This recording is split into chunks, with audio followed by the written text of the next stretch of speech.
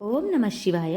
కార్తీక మాసం చివరి రోజు తప్పకుండా వినవలసిన కథ పోలీస్ వర్గమునకు వెళ్ళు కదా.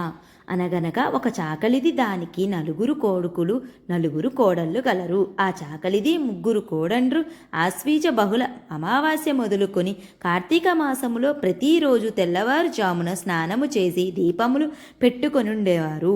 ఈ విధముగా నెల రోజులు చేసిరి. తరువాత కార్తీక బహుళ అమావాస్య నాడు తెల్లవారుజామున లేచి కడసారపు కోడలితో, మేము స్నానముకు వెళ్ళుచున్నాము, మేము వచ్చే వరకు ఇంటి వద్ద జాగ్రత్తగా నుండివలెనది అని చెప్పి చాకలిది ముగ్గురు కోడండ్రు స్నానమునకు వెళ్ళిరి.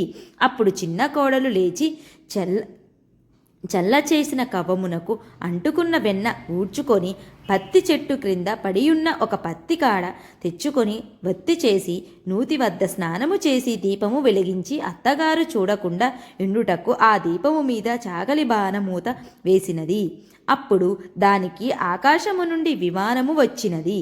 ఆ చిన్నారి విమానము ఎక్కి బొందెతో కూడా స్వర్గమునకు వెళ్ళుచుండెను. ఆమె అలా వెళ్ళుట ఏటి ఒడ్డున దీపము పెట్టుచున్న వాళ్ళు అందరూ చూచి, చాకలి పోలీస్ వర్గముకు వెళ్ళుచున్నది అని అంటూ అందరూ ఆశ్చర్యపడసాగిరి. అంతా, మా కోడలేమిటి, స్వర్గమునకు వెళ్ళుటేమిటి అని చాకలిది దాని ముగ్గురు కోడండ్రు ఆశ్చర్యముతో చూచిరి. అలా చూచి ఆ నలుగురు విమానము మీద వెళ్ళుచున్న ఆ చిన్న కోడలు కాళ్ళు పట్టుకొనిరి. అప్పుడు విష్ణుమూర్తి వచ్చి, నీవు ఈ కోడలిని విడిచిపెట్టి మిగిలిన ముగ్గురు కోడలను తీసుకొని వెళ్ళి శ్రద్ధ లేకుండా భక్తి లేకుండా దీపము పెట్టుకున్నావు. ఈమె శ్రద్ధాభక్తులతో పెట్టుకుంది కాబట్టి దీనికి బొందెతో స్వర్గము నుంచెనని నీవు అడవుల పాలే పొమ్ము అని శాపము పెట్టి వెళ్ళిపోయెను. ఈ కథ చెప్పి అక్షంతులు వేసుకొని వలేను. దీనికి ఉద్యాపనము లేదు.